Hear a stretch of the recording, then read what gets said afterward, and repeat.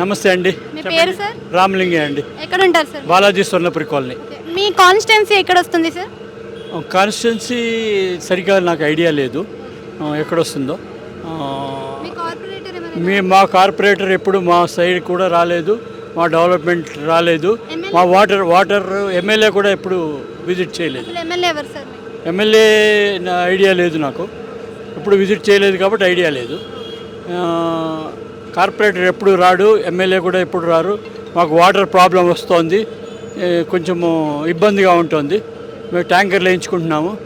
ఆ water problem ఎప్పుడు తీరుస్తారో మాకు తెలియట్లేదు. ఇంకేమైనా ప్రాబ్లమ్స్ ఉన్నాయి సార్? డ్రైనేజెస్ పొంగడం, చెత్త ఎక్కడ పడితే అక్కడ పడడం. డ్రైనేజీ పొంగడం అయితే చేస్తున్నారు, వచ్చి they are doing the work.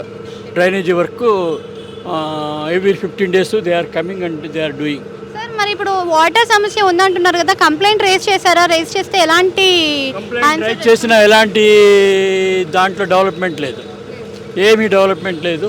నీళ్లు తక్కువగా వస్తున్నాయి. రెస్పాన్స్ వచ్చింది సార్ మరి అక్కడ నుంచి? చేయమని వచ్చిందా, చేయము అని వచ్చిందా, ఏమొచ్చింది? ఇక్కడ ఏదో ప్రాబ్లం ఉందని చెప్తున్నారు వాళ్ళు, అంతే.